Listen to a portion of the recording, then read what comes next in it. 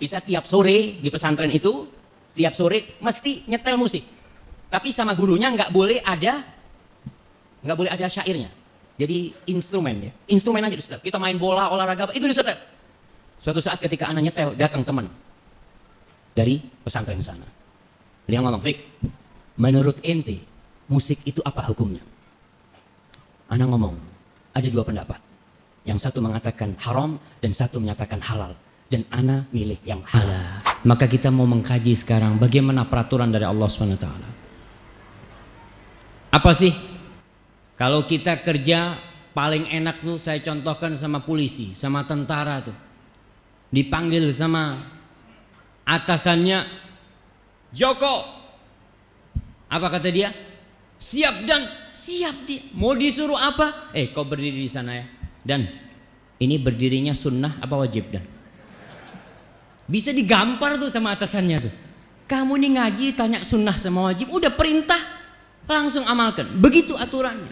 Maka orang yang beriman sifat mereka waqalu sami'na wa ata'na, selesai itu. Orang-orang beriman sami'na, ya udah ana dengar, ana taatin. Tapi kalau nggak bisa, ghufranaka rabbana wa ilaikal masir. Ya Allah, ampunanmu ya Allah. Ana hambamu yang penuh kelemahan, mungkin nggak sempurna dalam pengamalan agama kita. Sebenarnya tadi Ana sudah kasih pertanyaan sama mereka supaya tanya sama Ana. Ternyata nggak tanya. Ana suruh ceramah sama antum ini sekarang. Jadi nggak boleh tanya antum sama Ana sekarang. Boleh nanti antum tanya sama Ana. Bicara masalah musik nih, apa tidak termasuk berlebih-lebihan orang yang mengharamkan musik? Kok bisa? Sesuatu yang nyaman, yang menghantarkan tidur kita, membuat hati ini menjadi menghayal tuh.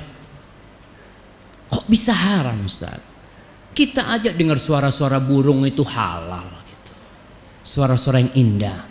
Kok ada orang yang ngomong musik itu haram? Dari mana Ustaz? Kemudian apa masalah ini bukan masalah khilafiyah Ustaz? Kalau memang ada ulama yang mengatakan haram, mungkin ada yang mengatakan halal juga.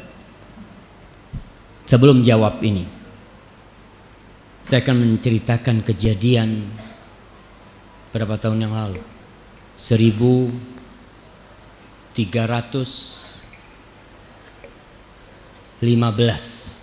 Hijriah. 20 tahun yang lalu. Ana belajar di sebuah pesantren. Pesantren itu namanya, nggak apa-apa anak sebutin nama pesantren, nanti diedit aja kalau memang nggak boleh ya. Pesantrennya pesantren Al-Irsyad Al-Islamiyah di kota Bondowoso, jauh di ujung timur sana. Sebuah pesantren modern, belum kenal sunnah pesantren itu, tapi guru-gurunya top, hebat-hebat. 5 tahun anak sekolah di pesantren, kita dididik untuk mencintai musik. Dididik untuk mencintai musik. Bahkan kita tiap pekan ada acara marawish ya.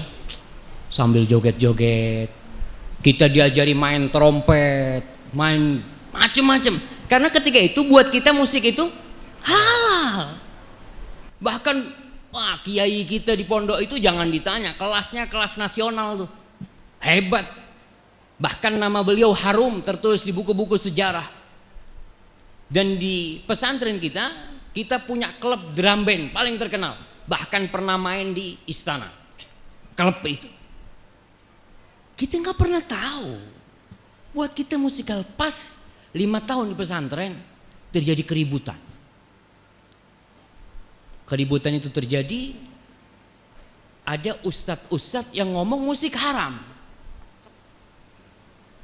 Akhirnya terjadi dialog antara dua pesantren. Pesantren Al-Irsyad Al-Islamiyah Bondowoso dan pesantren Al-Irsyad Al-Islami Tengaran Salatiga. Dialog terjadi antara dua pesantren yang Bondowoso benar-benar Masya Allah. Mereka itu kalau musik bukan cuma diajarkan, dicintai. Kita mencintai musik itu. Ketika itu Yang namanya main trompet, main apa, anak-anak itu pada pinter-pinter semua. Terjadi dialog. Dialog itu seru. Kita kan masih santri ya. Kita nonton tuh dari jendela di sebuah perpustakaan. Semua kitabnya pada gede-gede semua yang dibawa. Masya Allah, mana nih yang menang gitu kan. Pas sholat isya, imamnya itu baca surat Al-Hujurat. Ya ayyuhalladzina amanu la tuqaddimu baina yadayillahi wa rasulih wattaqullah. Wahai orang-orang yang beriman, jangan kalian itu melampaui, melangkahin Allah dan Rasulnya. Bertakwalah kalian kepada Allah Subhanahu wa taala. Itu yang dibaca. Anak ingat sampai sekarang. Oh, ini mungkin masalah itu. Perdebatan yang tidak ketemu ujungnya. Apa Ustaz? Ini menarik Ustaz. Jadi antara pembicaraan antar dalil berarti Ustaz ya. Nah, Antara halal dan haram, satu sama lain itu membawakan dalil dan hujah-hujahnya menurut mereka. Terus apakah ini masalah khilafiyah yang akhirnya kita sebagai orang awam bisa memilih ini kan sama-sama dalil. Apakah ini masalah fikih saja? Apakah ini mutlak ini harus mengikuti yang A atau yang B? gimana jamaah? Iya, kita jawab kan? Iya. Siap. Ana ceritanya belum selesai maka dimana. Oke, jawabannya ada di cerita ini. Selesai mereka debat, ternyata di pesantren kita itu ada beberapa teman dari Al-Irsyad sana yang pindah. Yang dia kenceng. Kita punya guru-guru yang mengabdi dari Al-Irsyad itu, pesantren kita, benar-benar mereka memusuhin namanya musik gitu. Maka terjadi ada bentrok di dalam pesantren itu sendiri antara kubu yang menghalalkan dan yang mengharamkan. Ana ditanya, ketika itu ana ingat ana sebagai ya ketua OSIS-nya lah di pesantren. Kita tiap sore di pesantren itu tiap sore mesti nyetel musik. Tapi sama gurunya nggak boleh ada syairnya. Jadi instrumen ya. Instrumen aja disetel. Kita main bola, olahraga apa itu disetel. Suatu saat ketika ana nyetel datang teman dari pesantren sana. Beliau ngomong, "Fik, menurut ente musik itu apa hukumnya?" Ana ngomong, ada dua pendapat. Yang satu mengatakan haram dan satu menyatakan halal. Dan ana milih yang halal. Kita namanya anak-anak waktu itu. Kita yang penting, oh ini kan berarti khilaf boleh lah. Orang semua punya kitabnya gede-gede gitu kan. Sama tuh kitabnya. Berarti boleh. Ana katakan sama dia. Ana nggak ngerti masalah hukum pada waktu itu. Bahkan kita sudah mendarah daging walaupun kita nggak jadi musisi ya. Belum kita waktu itu. Karena kita mau jadi ustadz. Cuma ustadz yang suka musik. Dididik seperti itu. Sudah berlalu kejadian itu. Tetap. Namun seorang muslim kan dituntut untuk belajar, untuk mengkaji. Apa benar seremeh itu kita boleh memilih? Setiap ada perselisihan kita boleh memilih. Ada khilaf nih di antara para ulama, ente milih yang mana? Ya ana milih yang enak lah. Apa boleh seperti itu? Atau kita sebagai seorang hamba harus hati-hati? Ternyata tidak semua khilaf. Laisa kullu khilafin mu'tabar illa khilafun fihi hadzun minan nawar. Tidak semua perselisihan itu bisa diterima kecuali khilaf yang memang ada ruang untuk beda pendapat di situ. Apakah musik ini termasuk yang ada ruang untuk khilaf pendapat? Itulah yang kemudian ana mengkajinya. Ana belajar. Karena kita di pesantren, kita dididik untuk bisa baca kitab. Ternyata perselisihan itu tidak bisa diterima. Kenapa? Imam yang 4. Kita bicara imam yang 4. Siapa yang bisa menyebutkan imam yang 4 bersama tanggal matinya?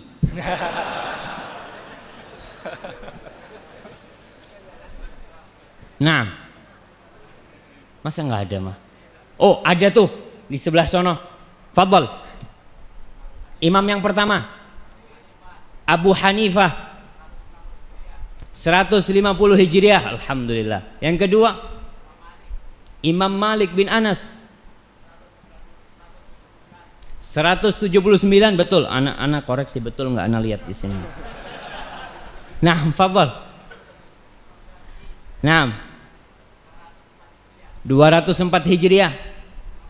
Imam Ahmad 241 Hijriah. Masya Allah. Kasih Double, dua Ustaz, ya, hadiah, double, ya. double hadiah menerima. Masya Allah. Satunya buku lah, kasih buku nggak apa-apa. Masya Allah, masya Allah.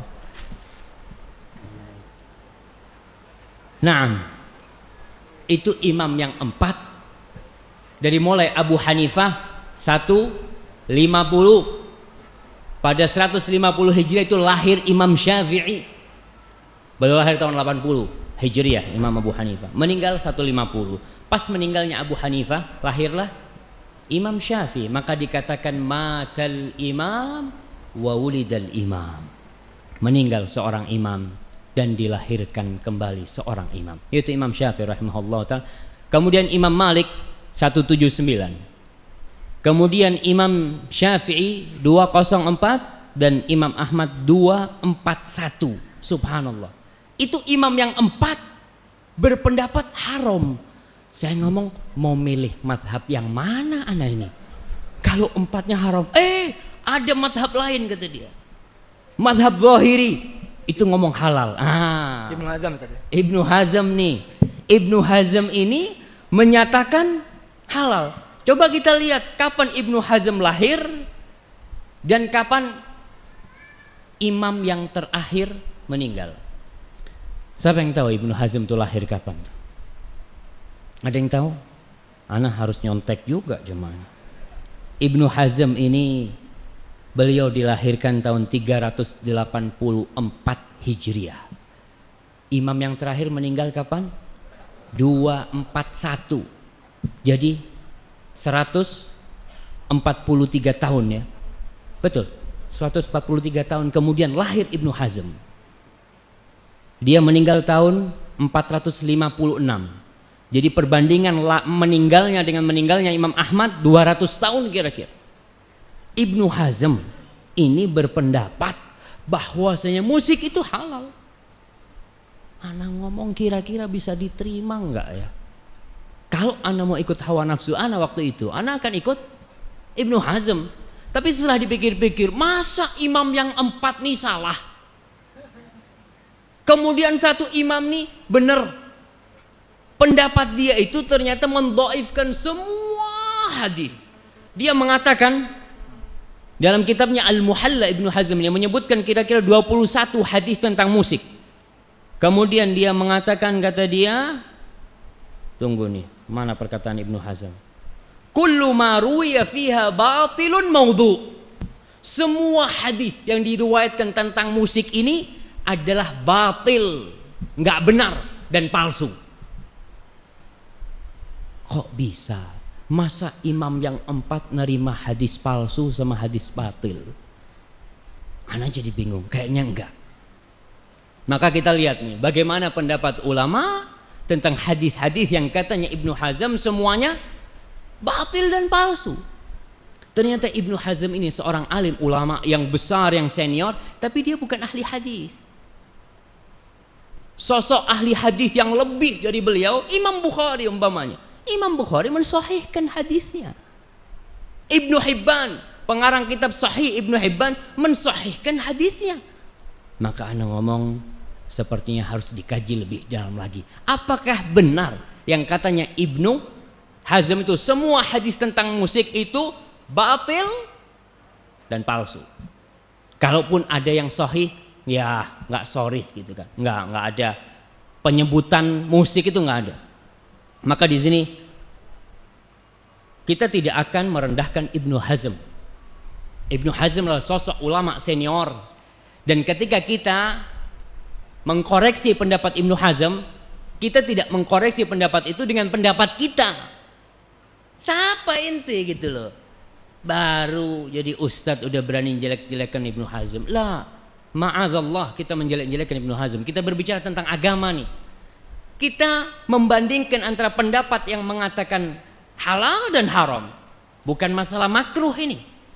Antara satu di ujung neraka, yang satu juga di ujung neraka.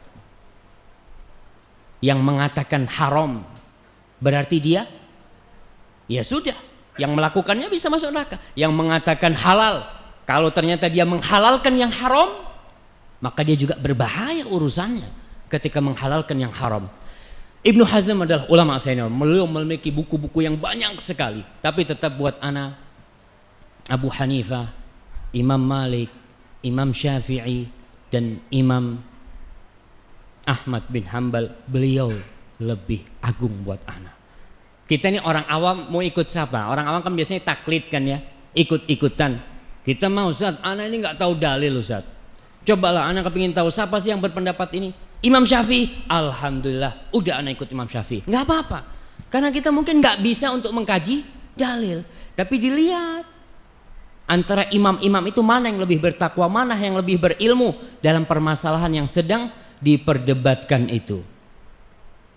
Nah, jangan dulu. Semua ulama setelah Ibnu Hazm taklid Ibnu Hazm. Semua ulama. Ulama mutaakhirin yang ada sekarang dari ulama-ulama Azhar ya, mereka itu hanya menyambung perkataannya Ibnu Hazm, menguatkan perkataannya Ibnu Hazm. Karena imam, sampai disebutkan imam yang menghalalkan musik itu Ibnu Hazm. Jadi semuanya itu jadi akarnya Ibnu Hazm. Nggak ada. Yusuf Qaradawi. Gimana? Yusuf Qaradawi juga.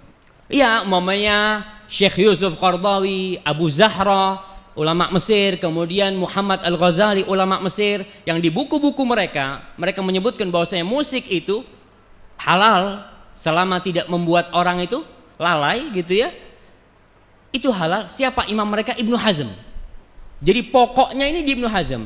Kalau kita bisa mengkaji pendapatnya Ibnu Hazm, selesai semuanya. Selesai semuanya. Karena ada di pokoknya ini. Bagaimana pendapat Ibnu Hazm itu? Dia mengatakan itu tadi. Semua Syekh Albani mengatakan hadis dhaif, kalau semuanya dhaif, kalau banyak itu bisa jadi hasan. Hadisnya banyak sekali, nggak ada tuh, batil. Maka kita lihat bagaimana ya pendapat-pendapat ulama hadis tentang hadis-hadis musik itu. Gitu kiranya. Nah, tadi Ustaz mengatakan dan Ustaz belum menyebutkan hadis-hadis yang sahih yang mungkin bisa Ustaz utarakan, dan mungkin siapa saja yang hadis-hadis yang sahih tadi yang mensahihkannya, mungkin juga ulama-ulama sekarang ataupun yang terdahulu. Nah, ya kalau bicara hadisnya sudah disampaikan Ustaz Ahmad Zainuddin waktu itu. La ya'tiyanna aqwamun yastahilluna al-hirra wal harira wal khamra wal ma'azifa. Akan datang suatu masa yang orang-orang itu menghalalkan zina. Na'udzubillah, nih penghalalan zina sekarang kita lihat tampak sekali. Dan antum bisa bayangkan, WTS sudah habis dari bumi Indonesia. WTS sudah nggak ada lagi. Yang ada apa? Wanita harapan. Hah? Wanita harapan tuh. Ana sampai bingung itu. Ketika seorang mengatakan, ente kerjanya apa? Ana wanita harapan. Keren banget kerjaannya mas. Siapa yang nggak mau jadi harapan? Penghalalan itu mulai. Orang ketika tahu WTS, wanita tunasusila, mau nggak mau dia suatu saat akan bertobat. Karena dia tahu ana nih tunasusila nih. Yang ana lakukan nih haram. Tapi dibikin tuh supaya nggak jadi haram. Ente itu PSK. Apa? Pekerja seksual komersil. Antum nggak hafal? Masya Allah. Nggak apa-apa. Iya, itu yang terjadi. Nggak ada tuh sekarang yang namanya pelacur. Yang ada PSK, wanita harapan. Ini salah satu bentuk ya menghalalkan akhirnya. Orang yang awalnya dia mau tobat, nggak mau tobat. Kenapa? Orang saya ini menghibur Ustaz. Saya ini menyenangkan kaum lelaki Ustaz. Na'udzubillah min dzalik. Kemarin sudah ditutup tuh doli ya. Kita alhamdulillah bersyukur sama Allah Jalla Jalaluh. Semoga semua tempat-tempat kemaksiatan ditutup. Yastahiluna al-hirra wal harir. Mereka menghalalkan harir, sutra. Kemudian wal khamra, minuman. Bagaimana? Saya ingin katakan bahwa saya menghalalkannya ini bukan mereka yakin itu haram, bukan. Mereka menghalalkannya itu karena ada syubhat. Orang yang menghalalkan musik, kita tidak mengatakan dia kafir, tidak. Karena dia menghalalkannya menurut dia, ini hadisnya masih lemah. Kan segala sesuatu itu halal kecuali yang ada dalilnya. Ketika dalilnya lemah, anak rasa anak nggak mau ikut gitu kan. Apakah benar seperti itu? Ini hadis mengatakan mereka akan menghalalkan zina, sutra bagi kaum lelaki. Kemudian yang ketiga, khamr. Khamr itu sudah nggak disebut minuman keras sekarang. Di Arab itu disebut namanya al-mashrubat ar-ruhaniyah, minuman rohani. Itu orang kalau minum, ente minum apa ini? Minuman rohani, biar ente tenang gitu kan.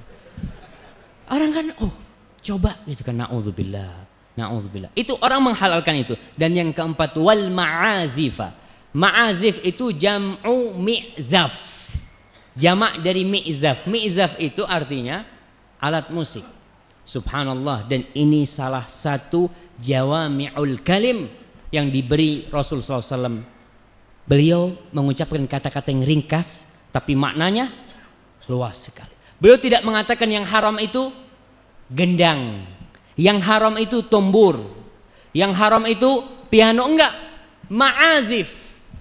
Karena memang banyak alat-alat musik yang tidak ada di masa Rasul sallallahu alaihi wasallam. Yang terjadi selanjutnya, Ustaz, hadisnya ini katanya Ibnu Hazm dhaif, sama palsu. Enggak palsu kalau hadis ini. Ibnu Hazm mengatakan hadisnya mu'allaq. Mu'allaq itu yang tidak disebut perawinya. Bukhari menyebutkannya dalam sahihnya, tapi dia tidak menyebutkannya secara musnad. Sanadnya lengkap enggak. Ada yang terputus. Oke, Imam Bukhari menyebutkan itu dengan sighatul jazm. Yang pasti dia meriwayatkan hadis itu. Dan kemudian kalau dikatakan putus, oke, Imam Bukhari tidak menyambungnya. Tapi ulama hadis bukan hanya Imam Bukhari. Perawi-perawi hadis itu banyak sekali. Imam-imam itu. Oleh karena itu Ibnu Hajar al-Asqalani yang bermadhab Syafi'i, dia menyambungkan sampai dari 9 jalur. Hadis itu bersambung sampai Rasul SAW. Dan terbukti hadis ini diterima oleh ulama-ulama madhab yang 4. Dijadikan itu sebagai patokan. Kenapa mereka berpendapat musik itu haram? Siapa aja yang mensahihkan? Anda kepingin tahu? Kalau antum kepingin tahu nih, anak sebutin ya. Yang pertama mensahihkan Imam Bukhari dengan dia menyebutkannya dalam kitab Sahih Bukhari. Yang kedua Ibnu Hibban. Ibnu Hibban ini ahli hadis yang mengarang kitab Sahih Ibnu Hibban. Yang kedua Al-Ismaili, dia juga menyusun Mustadrak kalau nggak salah, yang bersambung, hadis-hadis yang bersambung kepada Rasulullah SAW. Kemudian Ibnu Salah Asy-Syafi'i yang madhabnya Imam Syafi'i. Kemudian yang kelima Imam Nawawi. Imam Nawawi pengarang Majmu' Syarah Muhadzab, pengarang Riyadhus Shalihin, pengarang kitab Al-Adhkar, penyusun kitab Al-Arba'in An-Nawawiyah. Beliau mensahihkan hadis ini. Kemudian Ibnu Taimiyah Al-Hambali dari madhab Hambali, beliau juga mensahihkan. Kemudian Ibnul Qayyim Al-Hambali, kemudian Ibnu Katsir Asy-Syafi'i, kemudian Ibnu Hajar Al-Asqalani, kemudian Ibnul Wazir As-San'ani, kemudian As-Sakhawi pengarang kitab dari hadis, kemudian Al-Amir As-San'ani. Itu ulama-ulama besar dalam ilmu hadis. Dalam ilmu hadis semuanya mensahihkan hadis tentang musik. Kok nggak diikutin mereka? Kok pada ikut Ibnu Hazm, ulama-ulama sekarang? Kalau kita disuruh milih, maka pilihlah yang ahli. Ibnu Hazm, beliau ahli dalam usul, dalam ilmu usulul fiqh, mereka memang ahli. Bahkan buku-bukunya Al-Ihkam, fi Usulil Ahkam, Al-Muhalla, itu buku-buku tentang usul fiqh, tentang apa ya, pokok-pokok permasalahan fikih. Itu kitab Ibnu Hazm. Beliau mengarang banyak kitab, tapi beliau tidak lebih senior dari Imam Bukhari, tidak lebih senior dari Imam Ahmad, tidak lebih alim dari Al-Asqalani dalam masalah hadis. Antum kalau mau betulin motor antum, jangan berangkat ke tukang jam. Tukang jam, dia pintar Ustaz untuk reparasi. Betul, reparasi apa dulu? Kita tidak, betul dia alim, tapi di babnya, di keahliannya. Tapi kalau antum mau betulin motor, ya tanyalah paling enggak sama tempat-tempat yang memang khusus. Buat ana nih yang ilmunya lemah, kalau ana disuruh Cari hadis ini dari awal sampai akhir, mungkin sampai tua ana nggak ketemu. Maka ana melihat itu ulama-ulama besar yang mensahihkan hadis ini. Apakah kita masih mau mengatakan enggak? Ana mau ikut pendapatnya Ibnu Hazm yang mengatakan semua hadis yang diriwayatkan dalam masalah musik itu dhaif atau palsu. Mungkin seperti itu. Enggak samalah orang yang ahli sama yang tidak ahli. Gimana Bang? Nah, hadis-hadisnya. Kayaknya antum nggak usah baca itu mah, susah nah jawabnya nanti mah. Nantilah kita mau dengar dari mereka. Tapi ana mau sebutkan hadis-hadis yang sahih itu mana aja Ustaz? Udah disebutkan oleh Ustaz Ahmad pada waktu itu. Dan kalau hanya ada satu hadis yang sahih, kita harus taat nggak? Harus taat nih. Hadisnya sahih. Ternyata hadisnya banyak sekali. Selain hadis yang diriwayatkan Imam Bukhari tadi, dan hadis itu disebutkan oleh Syekh Albani rahimahullahu taala, sebagian orang Pobi, ya Albani yang nyebutin, anak nggak mau. Tenang nih, Albani itu dia gurunya Albani itu siapa? Sama tuh Ibnu Hajar Al-Asqalani. Dia juga mengambil ilmunya Ibnu Hajar, Ibnu Hibban, Imam Bukhari, dan beliau tidak mensahihkan hadis itu dengan diri sendiri. Tidak, kita sudah sebutkan yang mensahihkan itu banyak ulama-ulama senior dalam ilmu hadis. Kalau ada ulama fikih mensahihkan hadis, kita tanya dulu, ente nggak ahli dalam ini. Ente ulama fikih gitu kan. Kita tanya, siapa ulama hadis yang mensahihkan? Fulan. Kita lihat, kita cek kembali. Yang bisa mengecek silahkan dicek kembali. Tapi jangan ikut-ikutan. Mengatakan nggak, ana mau ikut Ibnu Hazm. Karena buat ana itu lebih mendukung ya profesi ana. Boleh mah gitu kan. Ini hadisnya jelas-jelas. Itu hadis yang pertama. Kemudian hadis yang kedua, Rasul sallallahu alaihi wasallam mengatakan sautani mal'unani fid dunya wal akhirah. Ada dua suara yang terlaknat di dunia dan di akhirat. Mizmarun 'inda ni'mah, suara seruling ketika dapat nikmat. Lagi senang-senang sama serulingnya. Warannatun 'inda musibah, dan merintih meratap ketika dapat musibah. Hadis yang diriwayatkan Al-Bazzar di musnadnya dan disahihkan oleh para ulama. Kemudian hadis yang ketiga, Rasul sallallahu alaihi wasallam, hadis Ibnu Abbas mengatakan innallaha harrama alayya, sesungguhnya Allah mengharamkan buat aku, au harrama, atau Allah mengharamkan al-khamra, khamar minuman keras, wal maisir, dan judi. Judi semua sepakat haram, semua sepakat haram.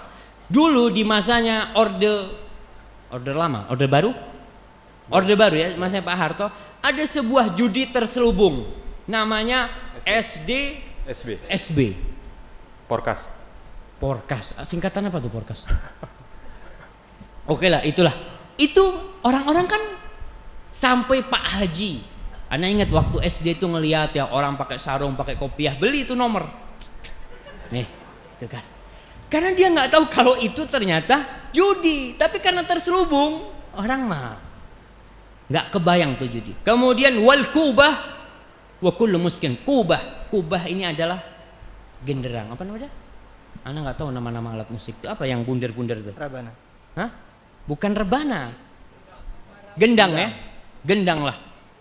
Wa kullu muskirin haram, dan semua yang memabukkan itu haram. Ini hadis diriwayatkan oleh Imam Ahmad dan Baihaqi dan disahihkan oleh para ulama.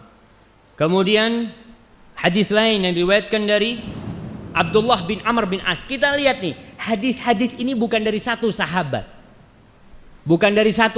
Sehingga kalau dari satu sahabat kemungkinan masa yang lainnya nggak tahu. Ternyata hadis ini dari Abu Hurairah, dari Ibnu Abbas, dari Abdullah bin Amr bin As. Hadis itu dari banyak sahabat ujungnya. Sebagai pertanda di masa itu mereka berpendapat musik itu haram.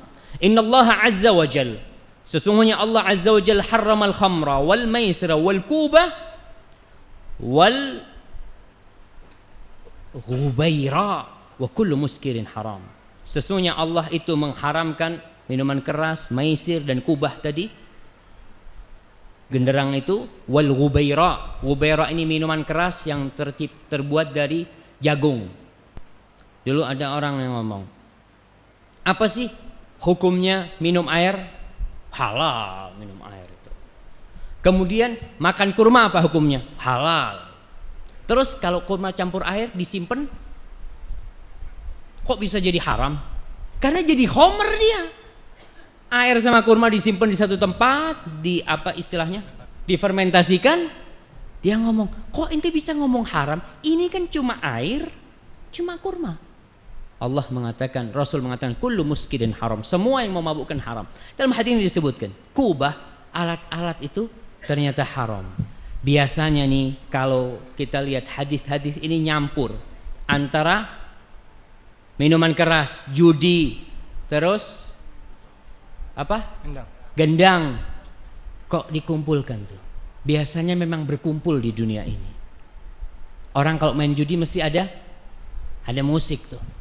Ada yang main judi diem-dieman. Ada Ustaz, kata dia, yang takut sama polisi tuh diem-dieman. Ya, tapi kalau tempat-tempat yang banyak itu dikumpulin tuh, bahkan dicampur sama perempuan-perempuan. Na'udzubillah min dzalik, dan masih banyak tuh yang lainnya hadis-hadis itu. Antum katanya mau tanya sama anak tadi. Hah? Jadi gini Ustaz. Nah, karena Rasulullah pada ketika hari raya itu membiarkan sahabat bermain gendang itu Ustaz, bermain daf ya. Jadi itu menjadikan alasan bagi orang-orang bahwa toh Rasulullah juga main musik. Pada saat itu kan belum ada gitar memang. Jadi pada saat itu memang Rasulullah bermain alat musik yang memang sesuai dengan zamannya begitu. Kalau sekarang ya sama saja. Bagaimana Ustaz? Tunggu, tadi ngomong nggak ada gitar pada masa itu. Siapa ngomong nggak ada gitar mah? Di masa itu juga ahli-ahli maksiat itu udah terkenal. Mereka punya gitar Arab yang perutnya gendut tuh. Iya, ada tuh model-model. Subhanallah, antum ini jangan berpandangan orang-orang dulu itu hiburannya masih kecil. Di masa Nabi Sulaiman, marmernya kayak air. Marmer masa Nabi Sulaiman ini berapa ribu tahun yang lalu. Kemudian masa Fir'aun tuh punya penari-penari. Na'udzubillah. Nah, kita katakan tuh di masa itu sudah ada. Kalau dikatakan di masa Rasul kan adanya cuma rebana, enggak. Ada macam-macam alat musik, ada seruling. Makanya disebutkan sama Rasul sallallahu alaihi wasallam, ada yang namanya genderang itu ya. Apa namanya? Bukan genderang lah, yang besar itu. Model kalau rebana kan kecil ya, seperti itu. Sebelum Anda bicara masalah itu, masalah Id, atau kita bicara masalah Id lah. Rasul sallallahu alaihi wasallam itu membiarkan seorang jariyah, 2 orang anak kecil untuk bermain rebana. Boleh. Maka siapa yang mau main rebana ketika Id, ketika Idul Fitri, Idul Adha, atau dalam pernikahan boleh. Ustaz, kata Ustaz Ahmad waktu itu cuma anak-anak kecil. Nah, ini masalah, ada khilaf di masalah ini. Jumhur ulama membolehkan selain anak kecil, karena di masa Rasul itu kejadian anak kecil yang mukul, tapi bukan hukum buat anak kecil. Bukan berarti kalau ada orang dewasa lebaran umpamanya laki boleh. Jumhur ulama mengatakan boleh asal ketika lebaran. Nih lagi lebaran kumpul, main nih lebaran doang. Setelah lebaran simpen lagi. Pakai gitar boleh Ustaz? Gitar lagi antum mah. Nah, ya kan? Duf. Nah, Duf ini. Ya, khawatirnya ketika lebaran berarti selain duf boleh gitu. Enggak. Ya inilah Rasul SAW. Yang lainnya makanya kita perlu membaca sebentar lagi. Anda kepingin bacakan bagaimana pendapat ulama madhab Syafi'i masalah gitar yang lainnya itu. Semua sepakat yang boleh itu duf. Disebutkan sama Nabi ad-duf, dan perempuan itu tadribud duf, memukul rebana. Bukan rebana yang ada kerenceng-kerencengnya itu. Bukan, jadi rebana aja. Seperti itu. Jadi kalau mau bicara alat musik yang lain, tidak. Kemudian yang ana ingin sampaikan, kita ini yang ngaji sunnah juga ketika lebaran sama dengan tidak lebaran. Yang disetel ngaji. Kok ngaji yang disetel kan lebaran? Haram musik. Oke, haram musik. Tapi lebaran ini ada penghususan. Ketika Abu Bakar marah dengan 2 budak yang mukul itu, kata Rasul, da'huma, Biarkan keduanya bermain. Biarkan keduanya bermain. Liya'laman nas anna fi dinina fushah. Supaya orang-orang tahu tuh agama kita juga ada hiburannya. Ada juga. Tapi nih waktu-waktu khusus. Mungkin ada sebagian ustadz yang gak setuju. Tapi gak apa-apa lah. Ana menyampaikan pendapat ulama nih. Itu lebaran pas umpanya pernikahan. Pernikahan boleh gak pakai duf? Pernikahan yang disetel ngaji. Ini lagi ada pengajian nih, bukan pernikahan nih. Pernikahan ngaji yang disetel. Rasul sallallahu alaihi wasallam ketika mau mengantarkan, kita kembali lagi. Ini khusus. Kenapa khusus? Karena memang ada penghususan. Nabi bersabda bahwasanya itu haram. Semua alat musik ma'azif, berarti masuk di dalamnya duf juga termasuk alat musik, itu termasuk haram dalam lafaz itu. Namun ada pengkhususkan di waktu-waktu tertentu. Pernikahan, ketika Rasul sallallahu alaihi wasallam lagi mau berangkat ke tempatnya pengantin nih, lagi mau mengantarkan seorang pengantin ke tempatnya orang Ansor, Nabi ngomong sama Aisyah. Apa yang Nabi ajak? Nabi ngajarin Aisyah sebuah syair-syair untuk dinyanyikan. Apa? Ini nih hadisnya. Rasulullah, ya Aisyah, innal ansar unasun fihim ghazal. Oh Aisyah tuh orang-orang Ansor tuh orang-orang yang suka dengan hiburan, yang suka dengan ya sesuatu yang menyenangkan mereka lah. Fama qulti, kau mau ngomong apa nanti di sana gitu loh. Subhana man sabbah ar-ra'du wa bihamdihi wal malaikatu min khifatihi. Naam. Ditanya, kau nanti mau ngomong apa? Qalat da'una bil barakah. Ya udah, kita akan mendoakan supaya dapat berkah. Kita akan mendoakan supaya dapat berkah. Qala afala qultum. Nabi ngajarin Aisyah, apa kau enggak ngomong sama mereka tuh? Mengucapkan syair-syair kepada mereka. Apa syair yang diajarkan oleh Nabi? Atainakum fahayyuna nuhayyikum walaula adh-dhahabul ahmar ma hullat bawadikum walaula al-habbatus samra lam tasmun adharakum. Itu Nabi ngajarin sama Aisyah ketika pernikahan. Jadi nikah jangan nyetel, ngaji murotal. Kita ini mau lurus, tapi lurus yang benar. Ada fusha, agama kita ini ada yang boleh. Semua yang enak-enak diharamkan. Gitu kan? Betul. Kullu mamnu'in marhub. Semua yang dilarang itu mesti disukai. Bapak ngomong sama anaknya, nak, jangan naik-naik. Lihat bapaknya nggak ada. Cobalah antum di rumah, istrinya nggak perlu dengar lah, Jadi antum taruh di lemari itu surat cinta lah, tulis aku mencintaimu, kunci, ngomong sama istrinya, dek jangan dibuka tuh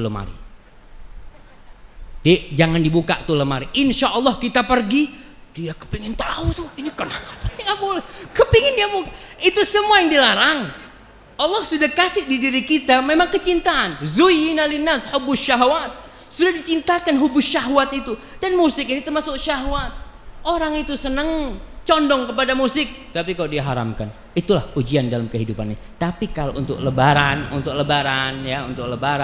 untuk hari raya khususon, itu khusus pada waktu itu boleh. Mana dalilnya? Itu yang disebutkan oleh para ulama tentang dalil-dalil yang menghalalkan hal itu. Itu. Baik. Ana boleh bacain ini apa? Fadhal. Tadi Ustaz mengatakan akan mengisahkan tentang Imam Syafi'i, di mana Indonesia ini mazhabnya kebanyakan Imam Syafi'i, Ustaz. Bagaimana hukum menurut Imam Syafi'i, Ustaz? Nah, kita ini Indonesia ada istilah Indonesia bergoyang. Ya. Iya. Kok bisa gitu kan? Ini mazhabnya Syafi'i, itu Imam Syafi'i ngatakan nggak boleh bergoyang tuh. Tahun berapa ya? Beberapa tahun yang lalu, anak ke sebuah pesantren milik seorang kiai dari Nahdlatul Ulama. Masya Allah, pesantrennya besar sekali. Ketika itu anak mau berjumpa dengan seorang kiai, karena masih belum datang anak ngaji. Banyak yang hadir.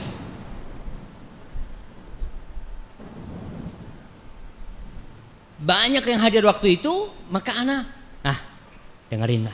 Ternyata yang dibahas, anak lupa bukunya apa. Bukunya tipis, kecil. Dibicarakan di sana masalah wajibnya menghancurkan alat-alat musik. Anak ngomong, lu keren banget nih. Baru denger anak. Setelah anak lihat di buku-buku Syafi'i, ternyata mereka sepakat bahwasanya alat-alat musik itu dihancur. Maka anak mau bacakan nih sama antum semua nih. Kalau Maliki ya, dalam madhab Maliki, kemudian madhab Hanabilah, Syafi'i termasuk, dia mengatakan qalu di dalam kitab Al-Madhahib, Al-Fiqh al-Madhahib al-Arba'ah, fikih dengan 4 madhab itu, in saraqa alatit tarb fala qat'a alaih. Kalau ada yang mencuri alat musik, maka nggak dipotong tangannya. Alat musiknya 100 juta harganya, nggak dipotong tangannya yang mencuri. Wala gharamah, dan nggak harus dia menggantinya kalau rusak. Kemana? Sawa'an kanat milkan li muslim aw li ghairi muslim. Itu milik seorang muslim atau milik selain muslim. Li'annaha, kenapa? Li'annaha ghairu mutamawwalah, karena itu nggak ada harganya. Yang mencuri dipotong kalau mencuri yang ada harganya. Dia sebutkan karena nggak ada harganya. Wa manhiyun an hiyazazliha wastimal, dan dilarang memilikinya dan menggunakannya. Ini Maliki, Syafi'i, Hambali. Kemudian kalau Hanafi di mana? Qalu inna alatit tarab la yudman qimata in kanat tusta'mal lillahi. Alat-alat musik itu tidak wajib kita menggantinya kalau umpamanya kita rusak apabila dia digunakan untuk main bermusik. Umpamanya piano, nyuri piano jatuh pecah, ketangkep nih, harus ganti nggak dia? La yadman, dia nggak harus mengganti. Ini dalam mazhab Hanafi, apabila dia memang digunakan untuk main musik. Amma idza kanat hadhil alat wal ma'azif la tusta'mal fil lahu fa innahu yadman qimata. Kalau alat itu tidak digunakan untuk bermain musik ya. Ada alat-alat namanya seruling nggak dipakai buat bermain musik, tapi dipakai untuk mukul. Iya, umpamanya dia nggak pakai, dia udah tobat ditaruh tuh, dia gunakan untuk memukul anaknya dan bisa digunakan untuk memukul. Ketika dirusak wajib ganti, karena ketika itu dia ada harganya sebagai alat pemukul, bukan sebagai seruling, bukan sebagai seruling. Maka anda mau bacakan lagi nih supaya antum yakin nih. Al-Imam Syafi'i, antum yang sabar sedikit ya, nggak apa-apa kan? Al-Imam Syafi'i dalam kitabnya Al-Um jilid 4 halaman 225, apa katanya dia? Walau kasaralahu tumburan, andai kata dia itu memecahkan tumbur. Tumbur ini sebagian sekarang diartikan, tumbur disebutkan oleh para ulama, tumbur itu seperti gitar, model yang seperti gitar. Kalau dia memecahkan tumbur itu, au mizmaron, atau memecahkan seruling, au kabaron. Kabaron ini semacam alat musik lah, anda nggak tahu apa artinya, pokoknya alat musik semua ini. Fa in kana fi hadza syai'un yasluhu li ghairil malahi fa alaihi ma naqasal kasr. Kalau ternyata alat-alat ini masih bisa dipakai untuk selain musik, maka dia harus menggantinya yang dia terusak gara-gara dihancurin. Umpamanya tadi sebagai seruling bisa buat mukul gitu kan, karena patah nggak bisa buat mukul, maka dia mengganti tuh, bukan mengganti harga alat musiknya, bukan, mengganti tongkat yang seharusnya bisa untuk mukul nggak bisa. Jadi sebagai tongkat dia mengganti. Tongkat ini harganya berapa? Oh, tongkat itu harganya mamanya 10.000. Ya udah ente ganti 10.000. Bukan walaupun itu alat harganya 100.000 mamanya. Alat musik itu. Wa in lam yakun yasluhu illa lil malahi fala syai'ale. Kalau alat-alat itu ternyata tidak bisa digunakan kecuali untuk main musik, enggak wajib dia mengganti, enggak ada mengganti. Ini perkataan Imam Syafi'i dalam kitab Al-Um. Dan alhamdulillah kita di Indonesia madhabnya Syafi'i, tinggal dilihat tuh. Kemudian di dalam kitab Al-Um juga jilid 6 halaman 159, fa in saraqa khamran au khinziran lam yuqta. Andai kata ada yang mencuri minuman keras atau mencuri khinzir, mencuri babi, maka nggak dipotong tuh tangannya. Kenapa? Li'anna hadza haramus tsaman, karena ini haram. Dia itu harganya haram. Kalau dijual pun harganya haram. Wala yuqta fi tsamani tumbur walal mizmar, dan juga tidak dipotong karena mencuri tumbur semacam gitar atau mencuri seruling. Itu juga nggak dipotong. Ini perkataan siapa? Imam Syafi'i. Kemudian kita lihat perkataan Al-Muzani, muridnya Imam Syafi'i. Dia mengatakan, Mukhtasar Muzani, dia mengatakan, wa idza kusira lahum salib min dhahab. Andai kata dia menghancurkan salib yang terbuat dari emas, lam yakun fihi ghurmun, maka dia nggak wajib untuk nggak didenda, karena dia menghancurkan salib dari emas nih, karena salib. Wa in kana min udin wa kana idza furriqa shalah li ghairi salib, kalau ternyata itu dari kayu, salibnya terbuat dari kayu, dan dia itu kalau dipisahkan bisa dibikin sesuatu yang bermanfaat, ada hal-hal yang multifungsi ya, tidak jadi salib. Fama naqasal kasru al-ud, fama naqasal kasrul uda, maka dia wajib mengganti kayu itu ketika dirusak, kan akhirnya rusak, harganya berkurang, bukan harga salibnya, bukan, harga kayunya. Seperti itu. Wa kadzalika tumbur, begitu pula alat musik tumbur semacam gitar itu, wal mizmar, dan seruling. Mereka sebutkan di kitab-kitab mereka. Kemudian di dalam kitab Al-Hawi Al-Kabir, wa yukrahu bai'ul khasyab mimman yuttakhad malahi, dan dibenci menjual kayu nih sama orang yang kayu itu dipakai untuk tumbur, untuk semacam gitar, atau digunakan untuk ya gendang atau tobel. Itu wa ma syabaha dzalik, wa ma syabaha dzalik, yang semacam itu dalam kitab Al-Hawi Al-Kabir. Kemudian di dalam kitab Al-Hawi Al-Kabir juga mengatakan, fa ammal malahi, adapun yang melalaikan, malahi kat tumbur seperti gitar, wal ud ini juga disebutkan gitar karena tumbur ada yang mengatakan sebagai seperti genderang itu, dan ud wad duf, dan duf dan seruling. Fa in amkanal intifa biha idza fusilat jaza bai'uha, kalau alat-alat itu kalau dipreteli ada harganya, boleh dijual kalau bisa dipreteli, tapi tidak boleh dijual sebagai alat musik dipretelin. Wa kadzalikal la'ib, dan juga alat-alat permainan yang lainnya. Lakin yukrah bai'u dzalik qabla tafsilihi li baqa'il ma'siyah fihi, tapi dibenci dia menjualnya dalam kondisi seperti itu karena masih mungkin bisa dipakai. Kita ngomong ini alat nih, ini gitar nih bisa dipakai untuk mukul kambing nih, mamanya, untuk mukul apa gitu kan, tapi masih bisa dipakai, maka dibenci kita menjual itu karena bisa jadi dia dipakai main, maka dibenci, maka kita harus melepaskannya.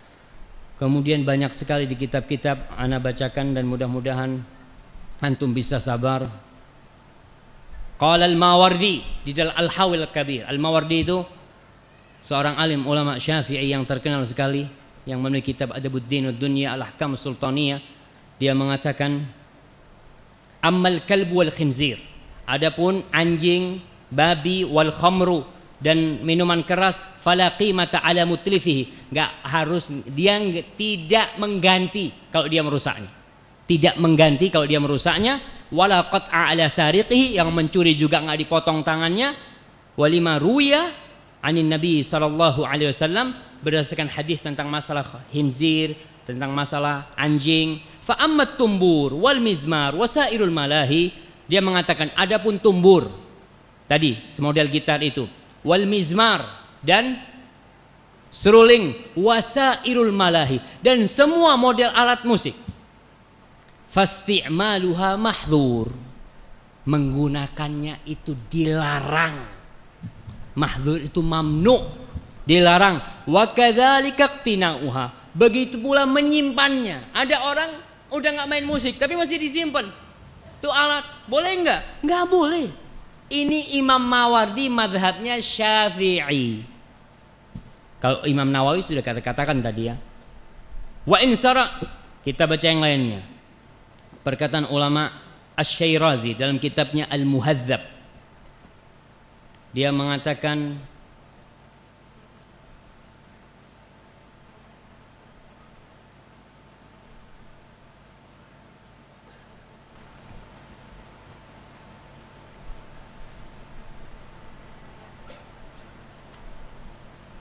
Naam. Asy-Syirazi dalam kitabnya Muhadzab mengatakan fasl wa yahrum isti'malul alat allati tatrub min ghairi ghina, dan diharamkan menggunakan alat-alat yang membuat orang bergoyang gitu, min ghairi ghina, tanpa lagu-lagu, kal'ud wa tumbur, seperti ud itu sekarang diterjemahkan seperti gitar Arab itu, wa tumbur wal mi'zafah wa tabl, dia sebutkan tabl, genderang, wal mizmar, seruling, wad dalilu alaihi qauluhu ta'ala, dia belum menyebutkan dalilnya adalah firman Allah Subhanahu wa taala, wa minan nas man yashtari lahwal hadits liyudilla an sabilillah, dan ada sebagian orang yang dia menggantikan lahwal hadits, ya, dia membeli lahwal hadits, perkataan-perkataan yang membuat orang itu lalai, orang itu lengah, liyudilla an sabilillah, yang pada akhirnya dia akan menyebabkan orang tersesat dari jalan Allah Subhanahu wa taala. Qala Ibnu Abbas innahal malahi, kata Ibnu Abbas dia itu adalah malahi. Kemudian warawa Abdullah bin Amr bin As anna Nabiy sallallahu alaihi wasallam, dia mengatakan bahwasanya Nabi sallallahu alaihi wasallam bersabda, innallaha harrama ala ummati al-khamra wal maisra wal mizmar wal kub wal qinnin. Dia menyebutkan tentang hadis yang mengharamkan alat-alat musik itu. Banyak sekali disebutkan, wat tabal wal qinnin wal barbat, nggak tahu lah anak ini, tabal, qinnin, barbat, itu alat-alat musik yang dulu mereka sudah macam-macam alat musiknya. Ternyata mereka berpendapat dalam mazhab Syafi'i bahwa dia itu haram. Tinggal dilihat sekarang, dibaca kitabnya Imam Syafi'i, dibaca kitabnya Imam Nawawi, dibaca kitabnya Al-Mawardi, dan insya Allah alhamdulillah di Indonesia ini banyak kitab-kitab mereka dan dikaji di banyak pesantren-pesantren. Tapi ana nggak tahu ya, kenapa masih ada yang menghalalkan musik. Mereka yang bermadhab Syafi'i menghalalkan musik dari mana? Apa pindah madhab? Ada istilah pindah madhab gitu kan? Enggak, kita nyebrang tuh ke madhabnya Ibnu Hazm, kita ikuti kebenaran. Kalau hadisnya benar, sahih, tapi bertentangan dengan nafsu kita, memang nggak enak. Bahkan di beberapa dulu di kampung kita, di pesantren itu, beberapa tempat ibadah, beberapa masjid itu pasang corong nyetel lagu-lagu India. Kita anak pesantren, oh kata dia nih, karena kita ingat dulu kita didik seperti itu. Tapi alhamdulillah setelah itu kita bisa menghindarinya. Wallahu a'lam bishawab. Sangat banyak sekali, saya sampai milihnya susah. Kayaknya anak kembalikan ke antum. Ya alhamdulillah, setelah kita simak bersama pemaparan dari Ustadz, penjelasan dari Ustadz tentang bagaimana Islam memandang tentang hukum musik, dan insya Allah sekarang kami buka untuk tanya jawab, dan kepada ikhwan kita akan boleh memberikan pertanyaan langsung kepada Ustadz, dan kepada akhwat pertanyaan dapat dituliskan. Sebelum itu Ustadz, ana mau tanya bahwa kita ini sebetulnya dari kecil itu sudah terjebak Ustadz. Yang tidak boleh dari kecil itu mencuri, berzina, mabok. Tapi musik Nina Bobo Ustadz kita. Itu kif melepaskan dari jeratan syaitan itu, kif Ustadz. Betul, subhanallah. Inilah didikan orang tua. Kita terus terang, banyak di antara kita, jangan antum lah, ana yang udah di pesantren dulu itu, melihat orang-orang yang mengharamkan musik, ini ekstrim banget dia sih. Orang dari dulu, guru kita, ustadz kita, dan bukan ustadz kayak ente, tuh ustadz lebih gede, kok tahu-tahu ente datang mengharamkan musik gitu. Kemudian dulu ana melihat yang ekstrim juga, sampai orang-orang yang pakai jenggot tuh, ini jenggot-jenggotan nih, subhanallah ya, subhanallah. Mudah-mudahan Allah ngampunin kita di pesantren dulu. Kita tulis di ujung tembok pesantren itu, ada salah satu ustadz kita yang pakai jenggot. Kita nggak suka, karena dia keras, masya Allah, disiplin banget orangnya. Dia ketika itu sempat kuliah lagi, sempat belajar 6 bulan nggak pulang. Wah, teman-teman pada senang dia nggak datang. Suatu hari dia datang lagi, wah, teman-teman pada nulis tuh, go back to kandang, kata dia. Kambing go back to kandang, kata dia. Karena kita selama itu dididik, kita dikatakan dari kecil kita orang tua nggak pakai jenggot, nggak ada tuh jenggot. Tahu-tahu ada orang pakai jenggot, jenggot tuh sunnah Nabi. Ya dulu tuh nggak ada kerokan, sekarang nih banyak kerokan. Kita kenal seperti itu. Karena apa? Karena nggak punya ilmunya. Kalau tadi dari kecil disetelin musik ya. Kalau orang tua membacakan nasyid Nina Bobo umpamanya tanpa musik, insya Allah nggak ada masalah. Syair-syair yang tanpa musik asalkan buat untuk ibadah, bukan untuk ibadah. Kalau kita mau berdakwah dengan musik enggak lah, apalagi dengan lagu-lagu enggak. Tapi kalau kita mau menghibur diri, tadi katakan para sahabat tuh kalau dalam perjalanan mesti ada satu yang di depan, dia yang apa istilahnya? Mungkin kita katakan yunshid, dia membacakan nasyid di sana. Dia bacakan nasyid, dia bacaan umpamanya apa ya? Anda nggak hafal lah ya. Nasyid-nasyid yang tanpa musik ya. Akhirnya disebut hija. Itu onta kalau dengar suaranya yang menggiring itu dengan nyanyian-nyanyiannya tanpa musik ya, itu onta bisa jalannya tambah keras. Sampai Rasul mengatakan, ya ambasa, rifqan bil qawarir. Hati-hati nih, ini perempuan yang naik di belakang nih. Gelas-gelas, nggak boleh cepet-cepet ontanya. Itu nggak masalah, tapi dari kecil kita tidak pernah dikasih tahu. Dan ustadz kita tidak pernah mengasih tahu. Padahal ada di buku-buku, kalau kita mau baca kitab-kitab para ulama yang dijual di pasar-pasar, itu ada. Namun setelah kita besar, setelah kita suka musik, tahu-tahu ada orang ngomong, tuh musik haram. Inti ekstrim banget, anak nggak mau ikut inti. Kita mengatakan hal itu. Terus gimana caranya? Ya orang tua harus mendidik anaknya. Ketika ada suara musik kita kasih tahu. Beda ya, mendengarkan sama dengar. Mendengar sama mendengarkan. Kalau bahasa Arab itu ada as-sam'u, ada istima'.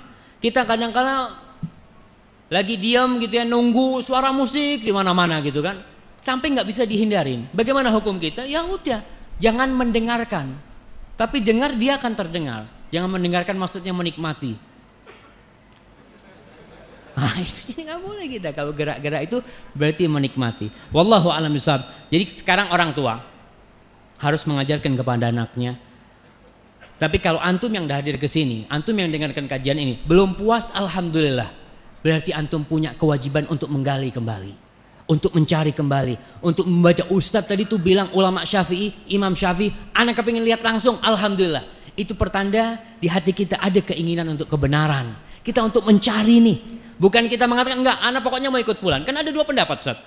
Ada yang halal, ada yang haram. Anak mau ikut yang halal, nggak boleh. Kalau kita mau ikut semua yang ada dua pendapat, kita akan keluar dari agama ini. Sampai yang namanya Asy-Syatibi menyebutkan dalam kitabnya Al-I'tisam, semua bukan Al-I'tisam, Al-Muwafaqat. Dia menyebut semua itu punya dalil.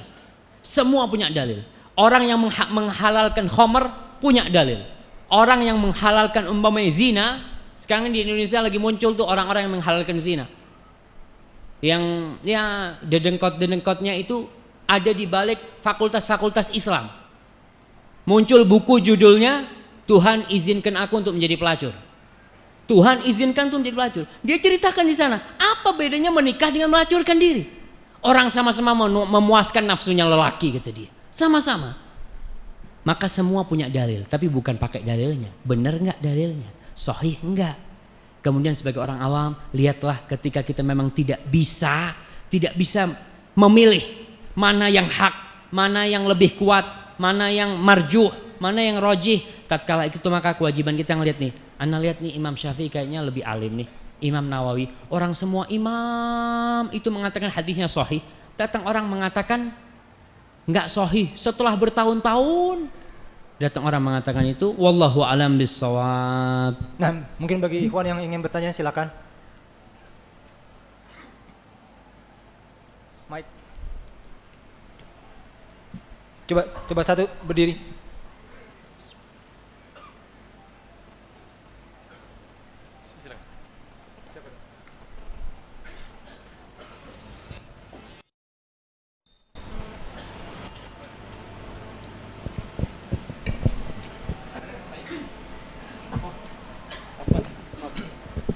Yang kedua mungkin nanti bersiap. Kalau mungkin yang ada yang masih main musik diutamakan. Silakan bertanya dengan menyebutkan nama. Bismillahirrahmanirrahim. Assalamualaikum warahmatullahi wabarakatuh. Waalaikumsalam warahmatullahi wabarakatuh. Nama saya Iman dari Bandung, Ustaz.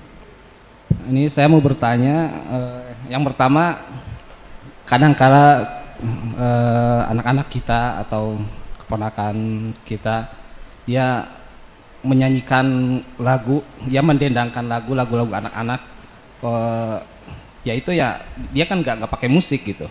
Apakah kita melarang mereka juga? Seperti halnya tadi menyanyikan lagu Nina Bobo itu kan nggak pakai musik. Terus yang kedua, apabila di acara Id yang dibolehkan tadi menurut Ustadz itu ketika dibolehkan pakai daf itu tapi yang dinyanyikan misalnya lagu-lagu yang misalnya syairnya biasanya pakai musik misalnya Lagu pop gitu Pak ya. nah ya yang dipopulerkannya itu dengan pakai musik sebelumnya dan kita nyanyikan pakai daf itu dibolehkan nggak Ustadz? Ya, terima kasih, jazakallah. Assalamualaikum warahmatullahi wabarakatuh. Assalamualaikum warahmatullahi wabarakatuh. Afwan Ustaz, boleh kasih hadiah Ustaz? Boleh kasih hadiah, Maing tanya Oke. semua kasih hadiah. Menanggapi yang tadi benar juga Ustaz, karena anak-anak itu kalau masuk sekolah TK ya Ustaz ya, itu mau nggak mau yang biasanya itu mereka senang-senang tuh dengan musik. Nah, Bismillah. Iya. Pertanyaan yang disebutkan tadi bagaimana dengan keponakan kita atau anak kita atau istri kita yang menyanyikan tanpa musik, boleh nggak? Umpamanya nyanyi bintang kecil. Ya. Biasanya itu kita TK waktu nyanyi itu. Ada vibranya. Hah? Ada vibranya Ustaz ya. Iya, bicara masalah lagu beda sama musik nih. Kita tadi bicara masalah musik. Kita belum bicara masalah lagu, maka kita butuh kajian nanti masalah lagu. Lagu yang seperti apa yang diperbolehkan? Lagu ini secara umum itu seperti perkataan aja, seperti nasyid. Kalau isinya baik nggak ada masalah. Asalkan tidak dijadikan tadi sebagai sarana dakwah, sebagai apa, sebagai bentuk ibadah. Bahkan ada orang yang beribadah dengan lagu. Kita nggak ada ibadah sama lagu. Ibadah kita Allahu Akbar tuh sholat. Khusyuk. Ustadz, kalau sholat mah kurang khusyuk. Tapi kalau ada yang nyanyi itu bisa kesengsem Ustadz. Nggak. Karena ada orang-orang yang mendekatkan diri sama Allah lewat lagu. Tapi kalau lagu tadi buat hiburan, kita katakan kalau buat hiburan tanpa musik, boleh pakai duf ketika lebaran, ketika pernikahan, bahkan jumhur ulama mengatakan boleh dalam acara-acara yang memang mereka mencontohkan khitanan ya waktu itu, mereka contohkan boleh pakai duf. Itu syairnya asalkan baik, nggak masalah, tidak bertentangan syairnya itu. Tapi kalau syairnya ini yang dikatakan semua yang melalaikan, semua yang membangkitkan birahi kita, itu mau pakai musik, nggak mau pakai musik, itu semuanya haram. Tapi kalau yang tadi yang lagu-lagu dinyanyikan oleh orang tua, Nina Bobo tuh anak udah lupa tuh gimana tuh? Antum masih ingat? Nina Bobo itu anaknya siapa? Sudah bangun sekarang Ustaz. Kenapa? Ninanya sudah bangun. Ninanya udah bangun. Udah SMA. Iya, jadi seperti itu. Tadi dilihat kalau memang syairnya itu nggak masalah. Kemudian yang kedua, bagaimana umpamanya yang tadi itu udah pernah dilakukan pakai musik, Ustaz? Ya, kita bisa merubah tuh. Boleh nggak pakai musik? Apabila syairnya memang tidak ada unsur kesyirikan, tidak ada unsur maksiat. Ketika Idul Fitri sama Idul Adha dan pernikahan pakai duf ya, pakai duf aja, nggak ada kerincing-kerincingnya. Seperti itu, wallahu a'lam bishawab. Tapi kan sekarang cenderung lagu-lagu itu justru lagu-lagu yang mendayu-dayu, membuat perasaan itu tetap boleh Ustaz? Allahu Akbar. Mendayu-dayu ini anak ingat sama perkataan ulama Ibnu Abbas dan para ulama, al-ghina ruqyatuz zina. Lagu-lagu itu mantra-mantra ke zina. Mungkin kalau ana lihat ya, yang banget gitu ya. Kan lagu ini macam-macam. Para jamaah kalau antum tanya masalah musik rock, musik dangdut, apa itu kalau ditanyakan kepada Ibnu Hazm, insya Allah jangan tanya sama Ibnu Hazm, tanya kepada yang mengikuti Ibnu Hazm, mereka berpendapat itu haram. Karena melalaikan, mereka punya semua yang melalaikan itu haram. Dan kita lihat yang musik rock itu apa? Pas waktu sholat, jamaah, ana mau adzan dulu. Itu sudah hilang. Maka anak katakan lagi, kalau ditanyakan kepada ulama yang menghalalkan musik pun tentang musik-musik yang yang sudah benar-benar melalaikan. Tidak ada orang yang mengatakan tidak melalaikan. Bahkan dulu saya punya paman cerita tuh, orang-orang lagi ada yang manggung tentang miras, penyanyi tentang miras. Gimana tuh, Ana lupa juga. Itu kata dia, kita yang hadir minum sambil joget, padahal yang dinyanyikan tentang miras itu sambil joget minum. Na'udzubillah. Itu bukan jalan untuk dakwah, memang bukan jalan untuk dakwah. Jadi kayaknya butuh kajian khusus untuk masalah lagu nanti. Gimana lagu itu yang boleh, dan bagaimana, kapan waktunya kita boleh memakai duf, dan bagaimana syair-syairnya, apa saja atau siapa yang boleh memainkan itu perlu mungkin kajian khusus lagi. Wallahu a'lam Itu bishawab. syair yang tadi Nina bobo itu ada unsur bohong kayaknya Ustaz ya. Kalau tidak bobo digigit nyamuk. Itu kan kayaknya nakut-nakutin, kok nggak bobo digigit Kalau nyamuk. nggak bobo digigit nyamuk, bobo aja digigit nyamuk kadang-kala kan. Nggak ada kelambu ya Ustaz ya. Baik, pertanyaan kedua, silakan Ikhwan. Mungkin yang masih bermusik ini sangat utama ya, karena mungkin ada sobat-sobat yang mereka praktisi. Sebentar, antum nampaknya rebel nih. Mana mic-nya? Kirim aja langsung, antum nggak usah jalan. Mic-nya di ini aja, Di di assist, estafet. dikirim Iya, aja estafet. Iya, estafet. Biar cepet tuh.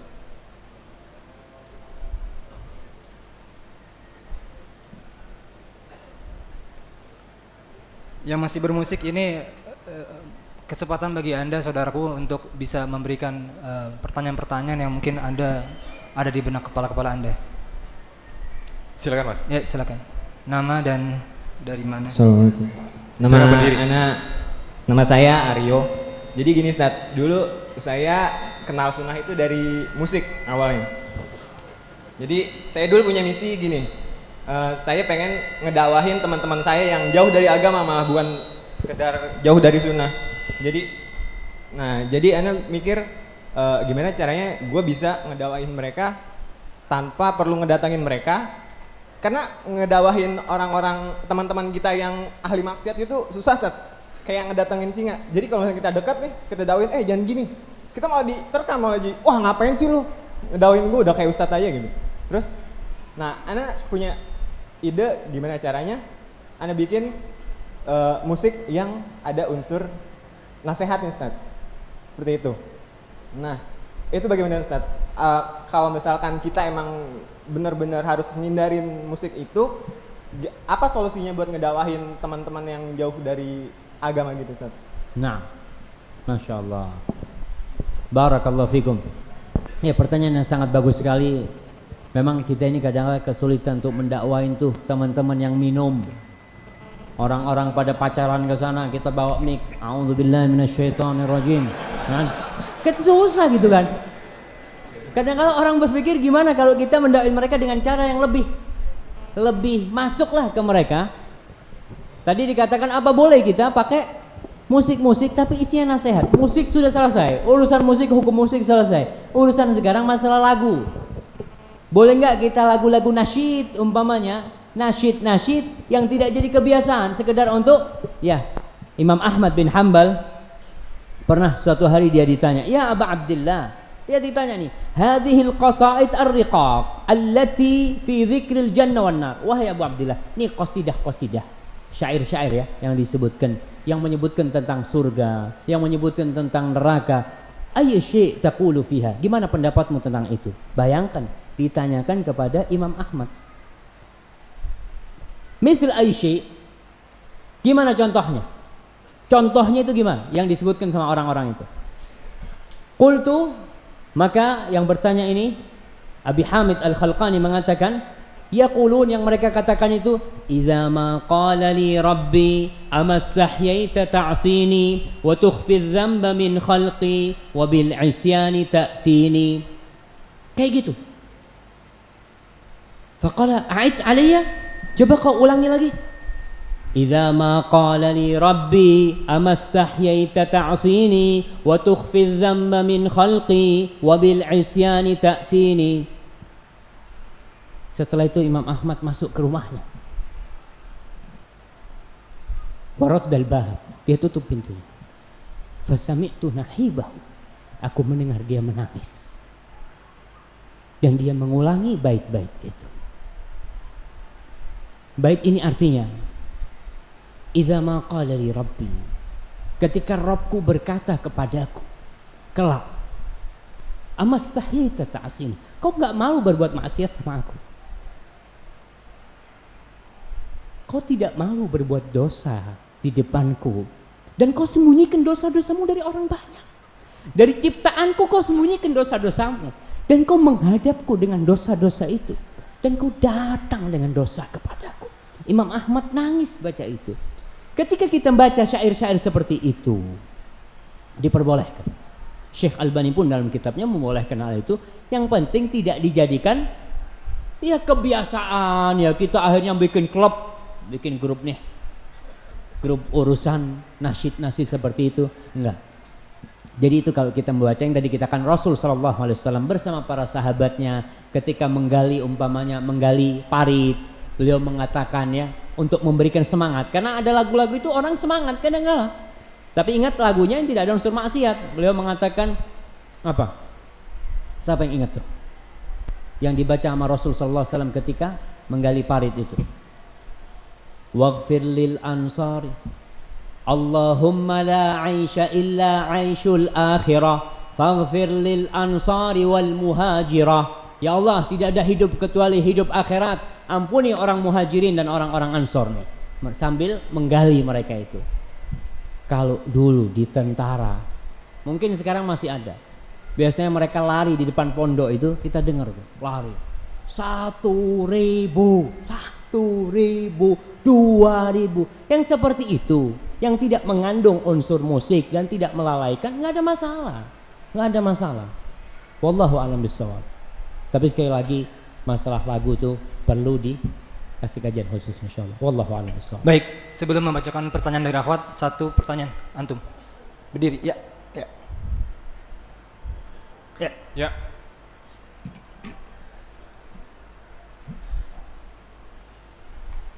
Itu di belakang.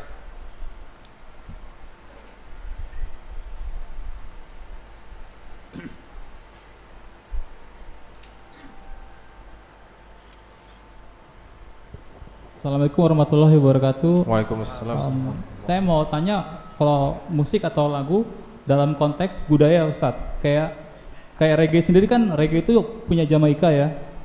Jamaika gimbal misalkan. Tapi ada orang yang gimbal misalkan syar'i gitu, gimana Pak Ustadz? Bisa mau ngaji tapi gimbal gitu. Dirapihin rambutnya gitu. Jadi dia membawa budaya gitu di dalam, mungkin musiknya udah nggak dimainin sama dia, udah nggak benarkan, tapi dia masih ikut budayanya musik itu gitu. Nah, iya, oke. Masya Allah. Assalamualaikum warahmatullahi wabarakatuh. Jadi rambutnya masih apa? Gimbal. Gimbal itu bukan yang dimakan. Gimbal jagung, gimbal Itu timbel, apa? Ustaz. Hadiah. Kalau tadi yang disampaikan masalah gaya ya, orang sudah alhamdulillah Ustaz, ana udah nggak musik mah, tapi gaya masih gaya pemusik tuh. Gimana? Gimana ya? Rasul sallallahu alaihi wasallam mengatakan, Ustadz ini kadang-kadang harus mikir gimana gitu. Man tasyabbaha biqaumin fahuwa minhum. Barang siapa yang menyerupai suatu kaum, maka dia termasuk dari mereka. Wa yuhsyarul mar'u ma'a man ahab. Dan kata Rasul sallallahu alaihi wasallam, orang itu akan dikumpulkan dengan orang yang dia cintai. Kita rambutnya model gitu, cinta sama siapa? Kita niru siapa? Niru penghuni surga, ahlan wa sahlan, insyaallah masuk surga. Tapi kalau yang kita tiru mah, yang tadi dikatakan yang gimbal, yang ada lagi yang subhanallah ya. Kita waktu SD petal sedikit ya, kadang-kala tukang cukur itu petal ya, nyukurnya itu nangis kita. Wah ini kok jelek banget gitu kan. Sekarang dipetalin. Kita lihat orang-orang, wah ini sudah terbalik dunianya. Udah terbalik dunia. Bagaimana kita niru gaya, niru siapa aja. Dan pada hakikatnya kita meniru itu karena rasa cinta. Anak ingat ada seorang yang ditanya waktu itu di Bandung tuh. Dia orang pakai jenggot mah, yang lainnya pada nggak pakai jenggot. Ente kenapa pakai jenggot tuh? Kata dia ngomong, ana dulu itu cinta sama seorang bintang film. Di barat itu siapa dia ngomong fandom, apa? Fandom? Nggak tahu lah, pemain laga lah. Dia cerita, karena ana seneng sama orang itu, bajunya yang dipakai ana beli. Ngelihat di film, oh pakai baju gini mah, ana beli. Rambutnya, cukurannya, ada kuncirnya belakang, ana pakai rambut ana, kata dia. Sepatunya, gaya jalannya, badannya pun, ana ingin badannya seperti dia. Tapi ketika ana tahu sama Rasulullah sallallahu alaihi wasallam, ana lebih cinta sama beliau. Maka ana pakai jenggot nih karena Nabi ana pakai jenggot, kata dia. Seperti itu tadi. Jadi tatkala kita ini meniru gaya suatu kaum, lihat hati-hati tuh. Kira-kira dia masuk surga enggak? Ana jangan-jangan kalau ikut dia masuk surga ahlan wa sahlan. Tapi kalau kiranya jalannya sudah enggak benar, maka tolonglah gaya rambut, gaya berpakaian, gaya dandana, na'udzubillah ya. Sampai anak-anak kecil, anaknya ustadz kadang-kala kita susah didiknya. Dia kepingin rambutnya gini juga. Ana ngomong, nggak boleh, bah, bagus bah. Gini. Allahu Akbar, Allahu Akbar. Baik, alhamdulillah sekarang sudah banyak pertanyaan dari akhwat yang masuk Ustadz. Salah satunya ini bagus pertanyaan Ustadz. Assalamualaikum warahmatullahi wabarakatuh. Ustadz, kenapa Allah memberikan saya suara bagus sementara di dalam Islam musik itu diharamkan? Nah, Masya Allah, Masya Allah. Kenapa Allah ngasih saya suara bagus? Suaranya bagus Ustadz, tapi musik diharamkan. Iya. Emangnya lidah ini buat musik-musik doang gitu kan? Banyak kerjaannya lidah itu. Jadi bukan hanya untuk duduk pegang mic nih. Kalau suaranya ini akhwat. Kalau akhwat nih suaranya bagus, gimana Ustaz? Mau diapain nih? Suara bagus, zikir, baca Quran. Rasul sallallahu alaihi wasallam mengatakan zayyinul Quran bi aswatikum. Hiasilah Al-Quran itu dengan suara kalian. Allah itu suka mendengarkan orang-orang yang yataghanna bil Quran, yang dia itu melagukan Al-Quran ini bukan lagu-lagu gitu ya, maksudnya membaca dengan tartil, dengan indah. Sebagian sahabat ada yang bacaannya indah sampai malaikat turun mendengarkan suara dia. Jadi suara indah itu disyukurin untuk apa? Untuk nyanyi? Enggak, masih banyak yang lainnya, dan itu ujian dari Allah Subhanahu wa taala. Bagaimana kita menggunakan lidah? Alam naj'al lahu ainain wa lisanan wa syaftain. Allah sudah jadikan lidah dan bibir buat kita, maka kita harus mensyukurinya dengan menggerakkannya di dalam keridhaan Allah Jalla Jalaluhu. Wallahu a'lam bishawab. Nah, Ustaz. Lalu ada pertanyaan dari akhwat. Bagaimana Ustaz hukumnya apabila pekerjaan suami kita itu sebagai pemain musik? Bagaimana kita harus menasihatinya seperti apa? Hartanya, hartanya ketika ya, ketika penghasilannya itu dihasilkan dari bermusik Ustaz. Allahu Akbar. Inilah kehidupan kita. Kalau urusan cari dunia, kadangkala orang itu, yang saya yakin dia nggak tahu dengan musik itu haram. Karena kebanyakan teman-teman ini yang mereka menjadi pemusik, menjadi penyanyi, mereka tuh nggak tahu. Salahnya nggak pernah diajarin sama ustadznya, sama kiainya, sama gurunya, dan nanti mereka bakal mempertanggungjawabkan di depan Allah Subhanahu wa taala kok nggak ngasih tahu gitu loh. Karena Allah sudah mengambil amanat kepada para ulama sebagai pewaris para nabi untuk menyampaikan agama Allah ini. Terus gimana sekarang Ustaz? Suami anak ini masih main musik dan anak makan dari harta dia umpamanya. Gimana yang anak makan dan bagaimana anak memberikan nasihat kepada dia? Ya berusahalah. Kalau memang nggak ada cara lain, nggak ada pemasukan lain, mungkin darurat bagi seorang istri untuk memakan harta itu. Tapi kalau dia ada penghasilan lain, ya dari penghasilan lain. Terus gimana cara menasehatin suami? Tunjukkan bahwasanya anti setelah ngaji, anti lebih berbakti kepada suami. Jadi kalau ngasih tahu suami ini komandan, nggak mungkin tuh anak buah ngomong, mas, sini, duduk.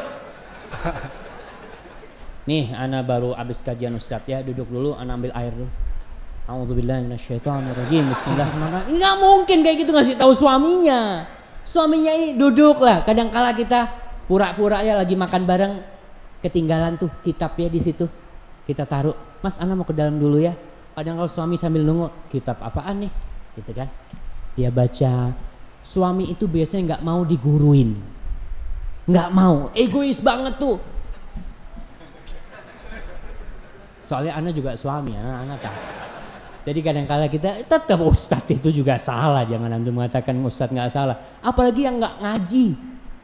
Bahkan dia egonya lebih tinggi. Sudahlah, ente itu baru ngaji 3 kali kajian, 2 kali kajian sudah mengharamkan musik. Anak udah ngaji sama ustadz banyak, nggak ada yang mengharamkan musik. Kadang-kala suami seperti itu. Maka kita harus pelan-pelan ngasih tahu. Bang, kayaknya bang, coba nih abang baca ini nih. Kok kayaknya hadisnya sahih bang. Coba abang bacain gitu ya. Tanya sama suaminya. Jadi kalau sama suami itu memohon, bukan perintah. Ya namanya anak buah sama atasan mesti memohon. Mas, mamanya nggak sholat subuh pun suaminya, mas, ayolah sholat subuh gitu ya. Memohon kepada suaminya. Wallahu a'lam bishawab, seperti itu. Melanjuti pertanyaan yang tadi, Ustadz, ini ada pertanyaan, Masya Allah, bagus sekali. Ustadz, Bapak Ana ini masih bekerja sebagai seorang pengamen, Ustadz. Lalu beliau tetap meyakini bahwa mencari nafkah dengan bermusik itu halal. Bagaimana Ustadz menyikapi ini orang tua? Kalau tadi suami, sekarang orang tua, Ustadz. Masya Allah, Masya Allah. Iya, kembali lagi, itu permasalahan kita bersama. Masalah musik ini permasalahan sebuah bangsa, sebuah masyarakat, di mana kita punya tetangga yang masih suka musik, bahkan yang namanya naik bus itu ya. Allah, yang namanya pengamen tadi, Ana mau ngasih apa nggak ngasih nih Ustadz? Kadang-kala nggak ngasih diliatin gitu kan. Kadang-kala kita, pokoknya permasalahan itu banyak sekali. Gimana solusinya nih? Berjuang. Kita harus berjuang bersama-sama untuk menegakkan ya hukum-hukum Allah, yang salah satunya masalah musik ini. Karena kita semua tahu bagaimana bahaya musik itu. Bagaimana orang-orang memainkan musik itu. Apalagi yang di lapangan-lapangan, yang konser-konser itu, kemana sholat mereka, kemana zikrullah mereka. Dan ini kewajiban para ulama. Kewajiban para ulama. Mereka pun umpamanya mungkin masih ada yang mengatakan halal, tapi ingat itu haram. Sesuai dengan kaidah mereka, itu melalaikan. Membuat orang tidak sholat, bergabung antara laki sama perempuan, yang dilakukan nyanyi-nyanyi nggak bener, semua sepakat itu haram. Maka di sini kewajiban mereka untuk meluruskan hal itu. Untuk meluruskan hal itu, terus gimana nih orang tuanya? Ya, senjata yang paling utama buat orang tua itu berdoa. Jangan bosan-bosan berdoa. Katakan sama orang tua, masih ada kan kerjaan lain ya Abah yang mungkin lebih baik, lebih halal, lebih thayyib. Dan sekali-kali kita ya nggak perlu diskusi sama orang tua. Tanyakan sama orang tua, Pak ini Pak, Ana baru dapat kajian nih. Menurut Bapak gimana nih? Nih katanya Imam Syafi'i nggak boleh Pak. Katanya Imam Fulan. Masa imam semua itu menghalalkan gitu kan? Mengharamkan. Coba dilihat. Mudah-mudahan terbuka hatinya nanti. Wallahu a'lam bishawab. Baik, mungkin satu pertanyaan terakhir bagi Ikhwan dan nanti akan ditutup dan diberi rangkuman kepada Ustadz. Silakan. Silakan, berdiri Mas. Dari teman kita dari IPDN, silakan. Itu mic-nya? Ini sebentar, ada mic-nya sebentar.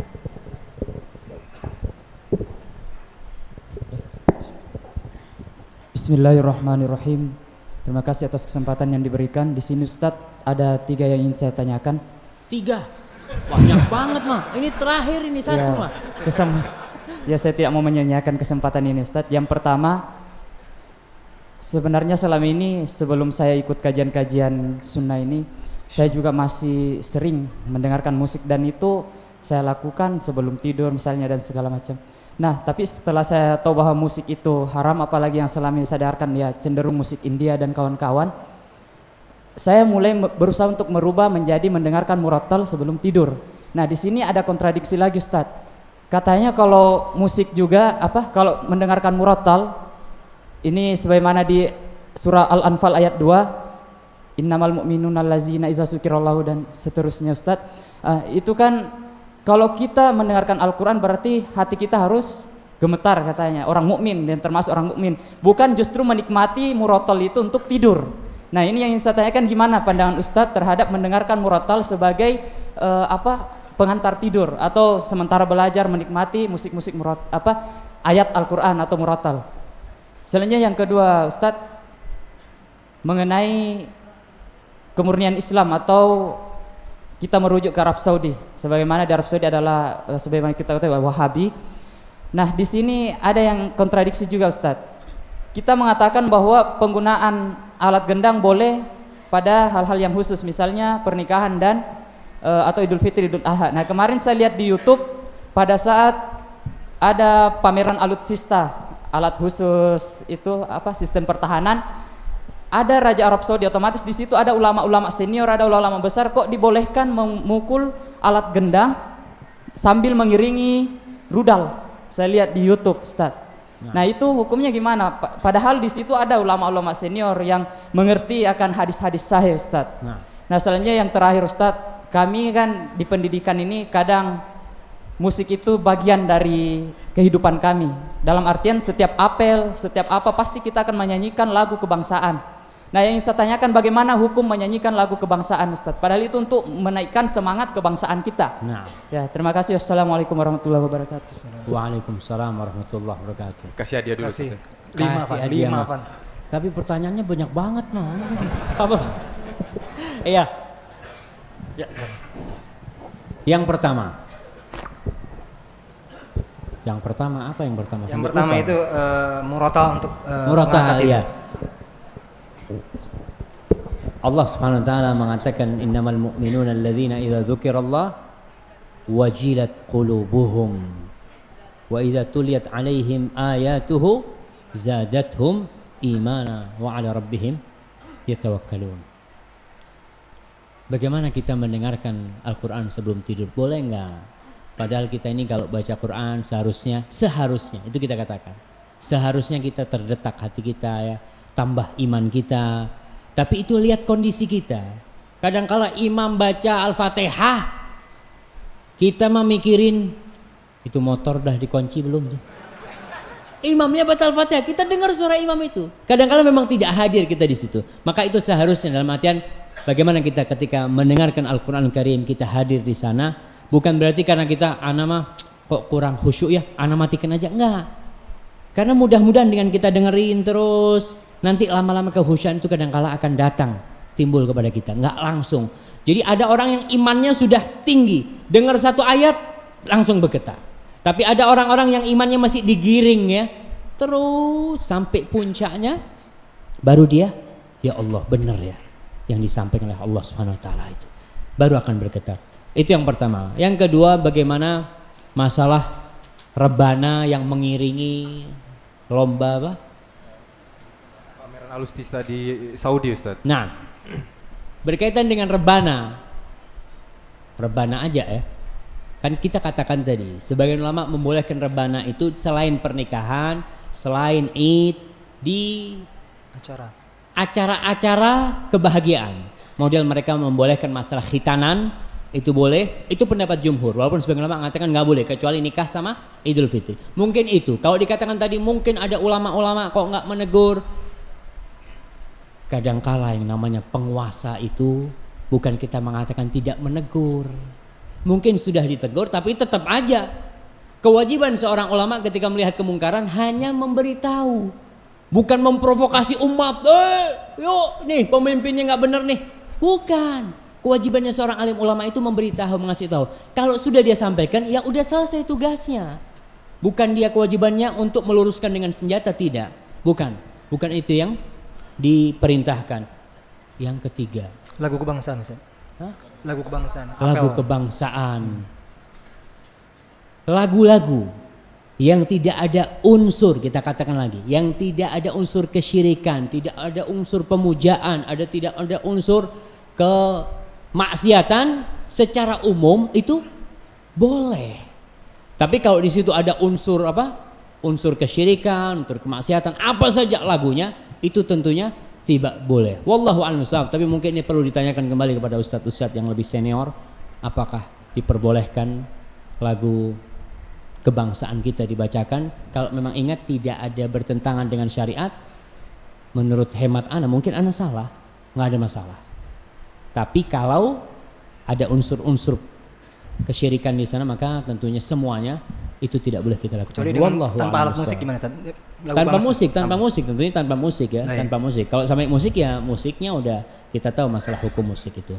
Jadi masalah lagu ini mungkin kita perlu ada kajian nanti selanjutnya tentang masalah lagu khusus gitu ya. Wallahu a'lam bishawab. Ustaz, ini mungkin pertanyaan pamungkas dari akhwat Ustadz. Ustadz, saya pernah bermimpi. Di dalam mimpi itu isinya ada yang berkata seperti ini. Janganlah kamu dengarkan musik karena lirik dan syairnya melalaikan dan datangnya dari syaitan. Bagaimana Ustadz sebagai saya yang bermimpi seperti itu menyikapi hal tersebut? Nah, subhanallah. Mimpi. Insya Allah semua pernah bermimpi.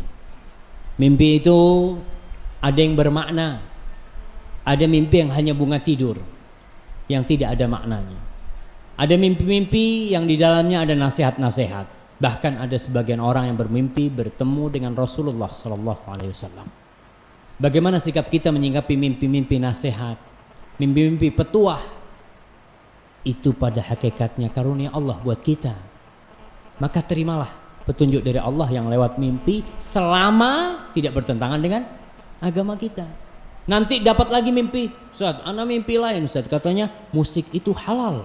Ente dengarkan gitu kan. Wah, ini mimpi yang mana yang mau diikutin? Jadi intinya mimpi itu yang sesuai dengan agama itulah yang kita ikutin. Tapi kalau tidak sesuai, ya wallahu a'lam bishawab. Baik, nampaknya tadi pertanyaan terakhir dari akhwat juga dan ikhwan juga. Mohon maaf, mungkin waktu juga kita yang sangat sempit sekali. Mungkin Ustadz ada rangkuman ya Ustadz buat audiens. Nah, bismillah wassalatu wassalamu ala rasulillah. Kembali kita mengkaji sebagai seorang muslim.